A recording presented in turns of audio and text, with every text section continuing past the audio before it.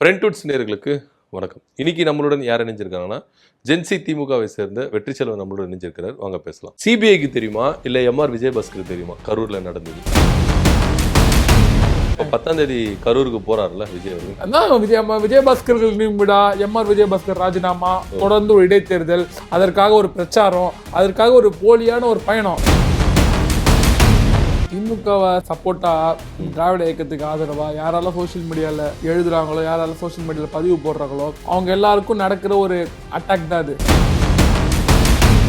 ஒரு பொண்ணு விஜய் அவர்களை விமர்சிச்சிருக்கிறார். அவங்களோட பர்சனல் போட்டோஸ் எடுத்து மாஃப் பண்ணி அவங்க பேரண்ட்டுக்கு அனுப்பியிருக்காங்க.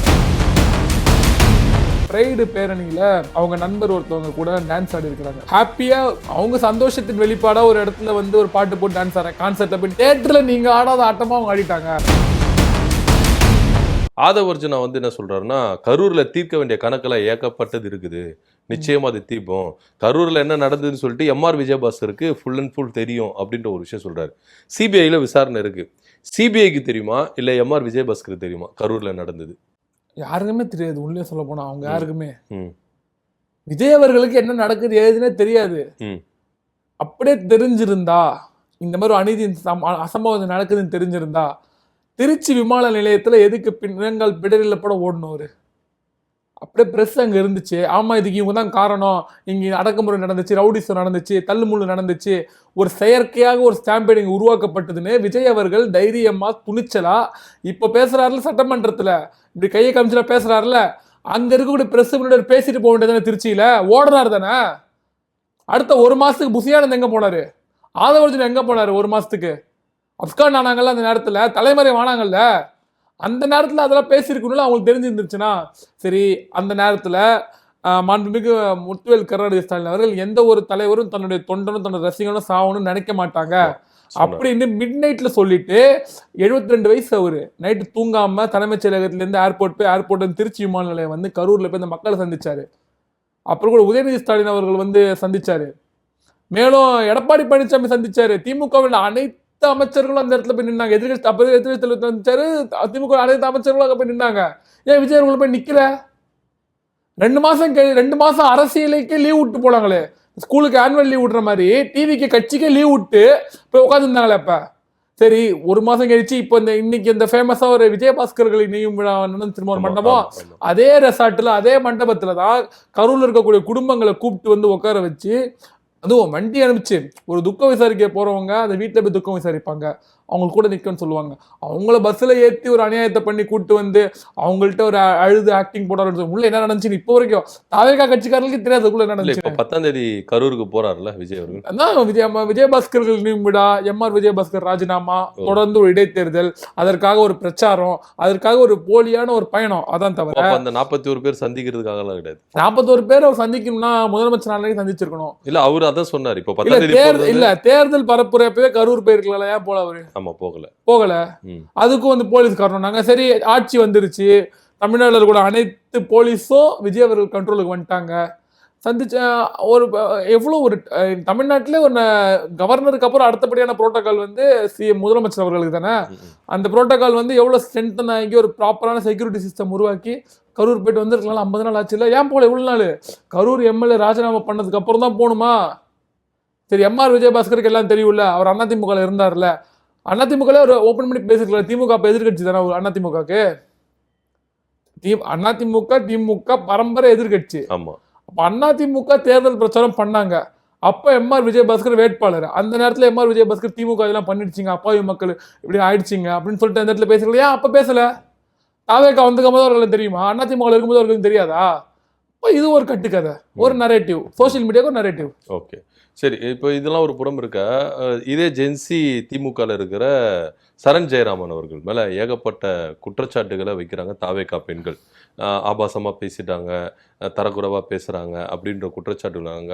அதுக்கப்புறம் இல்லாமல் அவருக்கு கொலை மிரட்டல்லாம் விடுகிற செய்தி இருக்கும். இன்னொரு விஷயம் பார்த்தீங்கன்னா, அமைச்சர் சரத் அவர்களும் இவர் வந்து க்ளோஸ் ஃப்ரெண்டு, இவர் தான் அந்த பொடி அந்த பவுட்ரு மேட்டர்லாம் வெளியிட்டுது அப்படின்ற ஒரு குற்றச்சாட்டு முன் வைக்கிறாங்க.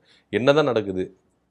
அதாவதுதான் திமுகவை சப்போர்ட்டா திராவிட இயக்கத்துக்கு ஆதரவா யாரெல்லாம் சோசியல் மீடியாவில் எழுதுறாங்களோ யாராலும் சோஷியல் மீடியாவில் பதிவு போடுறாங்களோ அவங்க எல்லாருக்கும் நடக்கிற ஒரு அட்டாக் தான் அது. சரி, சரண் ஜெயராம் அவர்கள் பெண்களை இழிவா பேசிட்டாரு அப்படின்னு போடுறாங்களே, இவரு 2-3 வார்த்தை தொடப்ப கட்டணும் வார்த்தை பயன்படுத்துற அந்த வார்த்தை தான் அவங்க பிரச்சனை பண்றாங்க. இப்போ என்னுடைய தெரிஞ்ச சர்க்கிள்ல இருக்கக்கூடிய பெண்கள் திமுக ஆதரவா ஃபேஸ்புக்ல பதிவு போடுறப்ப அவங்கள வந்து ஸ்லட்சியம் பண்றாங்க. ஸ்லட்சியம் என்னன்னு தெரியும், ஸ்லட்சியம் பண்றாங்க. அவங்க அம்மாவை பத்தி பேசுறாங்க. அவங்களோட பர்சனல் போட்டோஸ் எடுத்து மாஃப் பண்ணி அவங்க பேரண்ட்டுக்கு அனுப்பியிருக்காங்க. அதாவது ஒரு பொண்ணு விஜய் அவர்களை விமர்சிச்சிருக்கிறான். அவங்க வந்து ஃபாரின்ல இருக்காங்க, விமர்சிச்சிருக்கிறாங்க. அந்த பொண்ணு வந்து இன்ஸ்டாகிராமில் வந்து விஜய் அவர்களை விமர்சித்து வீடியோ போடுறவங்க அந்த பொண்ணோட ஃபோட்டோவை எடுத்து அதை நியூடாக மார்ஃபிங் பண்ணி அந்த பொண்ணோட பேரண்ட்ஸுக்கு அனுப்பிச்சிருக்கிறாங்க. அந்த பொண்ணு சூசைட் தாழ்த்து வரைக்கும் போயிட்டு வந்திருக்கிறாங்க. அந்த மாதிரி விஷயம் நடக்குது. அவங்க ஃபாரின்ல இருக்கிறனால அவங்களால அதை கம்ப்ளைண்ட் கொடுக்க முடியல. ஒரு பொண்ணு அப்படி பண்ணியிருக்கிறாங்க. மேலும் அதே மாதிரி வரிசையில் இருக்கக்கூடிய அவங்களோட நண்பர்கள், அந்த பொண்ணோட நண்பர்கள் வந்து கான்டாக்ட் பண்ணி பேசுகிறப்ப சொல்கிறாங்க அவங்க எல்லாருக்கும் இதே விஷயம் நடக்குது. அவங்க டிஎம்ல வந்து நீ வந்து என்ன பண்ணுற, ரொம்ப கொச்சையான வார்த்தைகள், அது நம்மளால வாயில சொல்ல முடியாது, விவரிக்க முடியாது ஒரு பொது வெளியில. அந்த மாதிரி வார்த்தைகள் அனுப்பிச்சு அவங்கள வந்து நீ வா அப்படி இங்க வா, நீ அப்படி இருக்க இப்படி இருக்க, அவங்க உடல் உறுப்புகளை வச்சு கேவலமா சித்தரிச்சு பேசக்கூடிய விஷயங்கள் எல்லாம் வந்து இந்த தாவேக்காரங்க நான் சொல்ல மாட்டேன், ஆனா தாவேக்கா கட்சி ஆதரவான டிபி இருக்குது அவங்களோட விர்ச்சுவல் வாரியர்ஸ். விர்ச்சுவல் வாரியர்ஸ் நான் சொல்ல மாட்டேன். விர்ச்சுவல் வாரியர்ஸ் ரொம்ப நல்லவங்க, அவங்க ரொம்ப நல்லவங்க. விர்ச்சுவல் வாரியர்ஸ் அவங்களாம் அபியூஸ் வாரியர்ஸ்னு சொல்ல மாட்டேன். ஆனா அந்த டிபி மட்டும் இவங்கள்ட்ட இருக்குது. Okay okay. அந்த அக்கௌண்ட் இருக்குது, அக்கௌண்ட்ல ஃபாலோவர்ஸ் இல்ல, வெறும் ஃபாலோயிங் மட்டும் இருக்குது. அப்ப யாரு பிளான்டா பண்றாங்களா இதெல்லாம், இல்ல வந்து இது ஆக்சிடென்டா நடக்குதா, இல்ல வந்து இது வந்து திமுக சதியா? திமுக ஆதரவா பேசினா திமுக பண்ணுமா? ஆனா இது திமுக சதி தான் சொல்லுவாங்க இவங்க. அப்ப இது ஒரு ஆர்கனைஸ்டா ஒரு ஸ்ட்ரக்சர் வச்சு பண்ற மாதிரி தான் இது இருக்குது. அப்ப தொடர்ந்து பெண்களை திமுகவுக்கு ஆதரவா பேசக்கூடிய பெண்கள், ஏன்னா கம்ப்ளைண்ட் வந்து கொடுத்துருக்காங்க எல்லா பெண்களும், அந்த கம்ப்ளைண்ட் கமிஷன் நினைச்சா கலெக்ட் பண்ணி கொடுக்க முடியும். அவங்கள வந்து இவ்வளவு ஸ்லட்சியம் பண்றது இது வந்து பெண்களுக்கு ஒன்றும் நடக்கல, பசங்களுக்கு நடக்குது. பசங்களுக்கு பொண்ணு பேர்ல ஃபேக் ஐடி ஆரம்பிச்சு அவங்கள வந்து நீ வா ஹனி டிராப் நடக்குது. இப்ப ஹனி டிராப் நடக்குது, அதுலயும் கொச்சையா அவங்கள பேசின விஷயமும் நடக்குது. அப்ப இந்த விஷயம்லாம் வந்துட்டு ஏதோ ஒரு ஆள் 2 ஆளுக்கு நடந்துச்சுன்னா இது வந்து சாதாரணமா யாரோ படம் நினைச்சுக்கலாம். திமுகவுக்கு ஆதரவா இயங்குறவங்க எல்லாருக்குமே இது நடக்குதுன்னா அப்போ இது பின்னாடி ஒரு ஆர்கனைஸ்டா இது யாரோ பண்றாங்க. அப்ப இதெல்லாம் பண்றது வந்து குறை குத்தமா தெரியாது. சரண் ஜெயராமரும் தொடப்பு கட்டுன்னு சொன்னது மட்டும் உங்களுக்கு எல்லாம் பிரச்சனையாப்படுது. அது மேல அவர் வந்து கில்லி சரத் அவர்கள் ஒரே ஸ்கூல்ல படிச்சிருக்கிறாங்க. கில்லி சரத் அவர்கள் வந்து என்ன பண்ணிருக்காரு, ஒரு சமீபத்துல ஒரு இன்டர்வியூல வந்து நான் வந்து ஒரு அரசு பள்ளி மாணவன், ஒரு ஏழ்மையான குடும்பம் அப்படின்னு சொல்லியிருக்காரு. சரண் ஜெயராம் என்ன பண்ணிட்டாரு, அவங்க ஸ்கூல்ல வந்து யார் யார் படிப்பா, அது என்ன மாதிரி ஸ்கூலு, தமிழ்நாட்டில் இருக்கக்கூடிய பெரிய பெரிய செலிபிரிட்டி எல்லாம் படிக்கக்கூடிய ஒரு பெரிய ஸ்கூல் அதுன்னு சொல்லிட்டு அது ரிவீல் பண்ணிட்டாரு. அது ரிவீல் பண்ணிட்டு அதுக்கு என்ன ஆதாரம்னு கேட்டா அவங்களோட ரோல் நம்பருக்கு முன்னாடி தான் யார் ரோல் நம்பர், அவங்களோட தான் நான் பெஞ்சில் உட்காந்துருப்பேன் அப்படின்னு சொல்லிட்டு ரிவீல் பண்ணியிருந்தாரு அந்த விஷயத்த. அதுல இருந்து இவர் தான் அவர் நண்பர்ன்றது பொது வெளிக்கு வந்துருச்சு. அதுக்கப்புறம் சமீபத்துல அவருடைய ஒரு மாத்திரை, அது நம்ம தப்பா சொல்லக்கூடாது, மாத்திரை தான் நொறுக்கியிருக்காரு குழந்தைக்கு. அது வந்து அந்த வீடியோ வந்துருச்சு. கிரஷ் பண்ணாரு மாத்திரையை சோஷியல் மீடியாக்கெல்லாம் அதை வந்து இது எக்ஸ்பெரிமெண்ட் பண்ணி ஆரம்பிச்சிட்டாங்க. ஆமா, நானும் மாத்திரையை வாங்கிட்டு ஒரு பாராசிட்டமால் வாங்கிட்டு வந்து கிரெடிட் கார்டை வச்சு தட்டி பாக்குறேன், அந்த மாதிரி நொறுங்க மாட்டேங்குது. 2ஆ உடையுது, 4ஆ உடையுது, நொறுங்க மாட்டேங்குது, அந்த மாதிரி மாவாக மாட்டேங்குது. அதை எடுத்து நீங்க ஒரு கையில நடந்தாலே மாவாயிடும். அதுக்கு எதுக்கு போனு, அதுக்கு எதுக்கு 500 நோட்டு, தண்ணியிலோட கலந்து கொடுத்துருக்கலாம். தண்ணியில கரைஞ்சிடும், வாட்டர் பாட்டில கரைஞ்சிடும் அது மாத்திரை. ஆனா வந்து நம்ம அவர் சொல்றாரு, ஒரு மிகப்பெரிய இடத்துல இருக்காரு, ஆக சிறந்த ஒரு பொறுப்புல இருந்திருக்காரு, விஜய் ரசிகர் மன்றத்துறை செங்கல்பட்டு மாவட்ட தொண்டரணி செயலாளராக இருந்திருக்காரு. ரொம்ப என்ன சொல்றது, கல்லூரி தாளாளருக்கு இடையான பொறுப்புல அது. அதனால அவர் சொல்ற நம்ம கேட்டோம் அமைதியா, அதெல்லாம் பண்ணிருக்காருல்ல. அந்த விஷயத்த லீக் வரப்ப அதுல மேல வந்து க்ளோஸ் ஃப்ரெண்ட்ஸ் ஒரு விஷயம் இருக்கும். க்ளோஸ் ஃப்ரெண்ட்ஸ் எப்படின்னா, இன்ஸ்டாகிராம்ல வந்து ஒருத்தவங்க ஸ்டோரி போடுறாங்கன்னா அது எல்லாருக்குமே ரீச் ஆகும். ஆனா க்ளோஸ் ஃப்ரெண்ட்ஸ் ஆப்ஷன்ல போட்டீங்கன்னா நமக்கு ரொம்ப நெருங்கப்பட்டவங்களோ ஒரு சின்ன சர்க்கிள்குள்ள அந்த ஸ்டோரி ஷேர் ஆகும். அப்படின்றப்ப இவரு இந்த விஷயம் வருதா, அதே நேரத்துல இந்த சரண் அவர்கள் ஒரு ஸ்கூல் ஃப்ரெண்ட் ரிவீல் ஆகுது. சோ இந்த ஆன்லைன் அபியூசர்ஸ் வந்து என்ன பண்ணிட்டாங்க, அதை எடுத்து ஒன்று சேர்த்துட்டாங்க. இவர் ஃப்ரெண்டு, இது க்ளோஸ் ஃப்ரெண்டு, அப்ப இவர் தான் ரிவீல் பண்ணி விட்டாரு, இது திமுக சதின்ட்டாங்க. ஒரே வேலையா சரிடா, ரிவீல் பண்ணி விட்டு திமுக சதி வெறுக்குண்டா, அதுல என்னடா இருக்குது, அது பவுடரு பவுடர் அது Powder தான். அது பவுடர் அது ம். அது வந்துட்டு ஒரு தடை செய்யப்பட்ட சப்ஸ்டன்ஸ் அது. அதை வந்து தக்லீஃப்னு போடுறீங்க. தக்லீஃபுக்கு மீனிங் என்னன்னா நான் பாத்தியா நான் தான் மாசு, நான் இதெல்லாம் இந்த இடத்துல இதை பண்ணுவேன்டா அப்படின்ற மாதிரி அது. ஸ்கூல் பசங்க ஸ்கூலுக்கு போன் எடுத்துட்டு போனவங்க என்ன பண்ணுவாங்க, இந்த கிளாஸ்ல லாஸ்ட் பெஞ்சில் செல்ஃபி எடுத்து போடுவாங்க. கிளாஸ்ல நான் போன் எடுத்துட்டு வந்துட்டேன்டா, நான் தானே பெரிய ஆளுன்னு காட்டுறதுக்கு.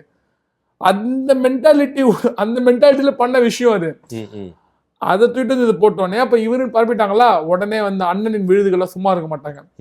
சரண் அவர்கள் வீட்டை வந்து முற்றுகையிடுற அளவுக்கு ஆளுங்க போயிருக்கிறாங்க. அவங்க அம்மா ரொம்ப டிஸ்கம்ஃபர்ட் ஆயிருக்காங்க. அதனால அதுக்கப்புறம் அவர் போய் கம்ப்ளைண்ட் கொடுத்து அதுக்கான சட்டப்படி இப்போ கடைசியா வந்து நம்ம சட்டத்தை நம்புறோம். சட்டம் வந்து யாரும் கைவிடாது தப்பு பண்ணாதவங்கன்ற விஷயத்துல சரண் அவர்கள் முறைப்படி கேஸ் கொடுத்துருக்காரு. அவருக்கான சேஃப்டி பார்த்துட்டாரு. அதே மாதிரி அவர் மேல வந்து கேஸுக்கோ ஒரு லாயர் மூலியமா அதை அணுகிட்டு இருக்காரு. ஸோ அது வந்து ஒரு ஹெல்த்தியா அவர் அதை டீல் பண்ணிப்பாரு. அதே நேரத்தில் அவர் நண்பர் ஒருத்தவங்க, அவங்க வந்து சமீபத்தில் வந்து பிரைடு பேரணியில அவங்க நண்பர் ஒருத்தவங்க கூட டான்ஸ் ஆடி இருக்கிறாங்க. அதை எடுத்து போட்டு ஆனா அதுல என்ன ஒரு இன்ட்ரெஸ்டிங்கான ஃபேக்டர்னா, அவங்க போட்டிருக்கிறது வந்து இவங்க தலைவரோட பாட்டு. ஆமா, இவங்க போட்டு அவங்க டான்ஸ் ஆடுறாங்க. சரி ஓகே, நீ அதை வந்து செக்ஷுவலைஸ் பண்ணு, நீ வந்து அதை ஒரு இதுவாக்கு, நீ அது வந்து ஒரு கேவலமான ஒரு மீனிங்கை கொண்டு போய் செய்யற. அவங்க ஒரு ஹாப்பியா அவங்க சந்தோஷத்தின் வெளிப்பாடா ஒரு இடத்துல வந்து ஒரு பாட்டு போட்டு டான்ஸ் ஆடுறாங்க. கான்சர்ட்ல போய் தியேட்டர்ல நீங்க ஆடாத ஆட்டமா அவங்க ஆடிட்டாங்க. நீங்க தான் ரசிகர் மன்றத்துல இருந்து நீங்க தியேட்டர்ல பண்ணாத வேலையாடா ஒரு ரோட்ல பண்ணிட்டாங்க. டான்ஸ் தானே ஆடினாங்க. அதை எடுத்து நீ இந்த பாட்டு வந்து உன் தலைவர் பாட்டு அதை போட்டிருக்கீங்க, கட்டிப்பிடிட்ட பாட்டு போட்டிருக்கீங்க. நீங்க அதை போட்டு நீங்கள் சித்தரித்து அவங்க ரெண்டு பேருக்குள்ள ஒரு விஷயத்த தப்பான இதை செட் பண்ணுறாங்க. ஸோ அதுதான், ஒருத்தவங்க வந்து எதிர்த்து பேசிட்டாங்க, கேள்வி கேட்டாங்கனாலே விடமாட்டோம், பர்சனலாக நோண்டும், உனக்கு காலி பண்ணுவோன்ற ஒரு மென்டாலிட்டியோட இறங்கியிருக்கிறாங்க. அப்போ சட்டப்படி அதுக்கு என்ன விஷயத்த வருதோ அதை நம்ம ஏற்றுக்கணும். ஓகே, இப்போ கடைசியாக திமுக கூட இருந்த கூட்டணி கட்சிகள் எல்லாமே அந்த பக்கம் போயிட்டாங்க. திமுக கைவிடப்பட்டது, தனித்து விடப்பட்டது அப்படின்ற ஒரு வார்த்தைகளும் வந்து சோசியல் மீடியாக்களும் சரி பொதுவெளிகளும் முன்வைக்கிறாங்க. உண்மையிலே திமுக தனித்து விடப்பட்டுச்சா? திமுக வந்து கூட்டணிகள் தனித்து விட்டு போனதுனால கழகம் தனித்திடாது. கழகத்துக்காக உயிரை கூட கொடுக்கக்கூடிய தொண்டர்கள் திமுக தொண்டர்கள். மொழிப்போர் காலத்திலிருந்து திமுக தலைவர் ஒரு கட்டளை இட்டாருன்னா அதை முடிச்சு காட்டுறதுக்காக உயிரை விட்டு வந்து நிற்போம் திமுக தொண்டர். துணிச்சலும் தில்லும் கொண்டவங்க. நேற்று தாம்பரத்தில் ஒரு போராட்டம், அவ்வளோ போலீஸார் நெருக்கடி, இந்த போதை அமைச்சரை எதிர்த்து போராட்டம்னு சொல்லிட்டு ஒரு போராட்டம் தாம்பரத்தில் நடத்துகிற போலீஸ் அவ்வளோ நெருக்கடி அனுமதி கொடுக்கல. அங்கே வந்து 5000 திமுக தொண்டர் கூட்டிட்டாங்க தாம்பரத்தில் மட்டும்.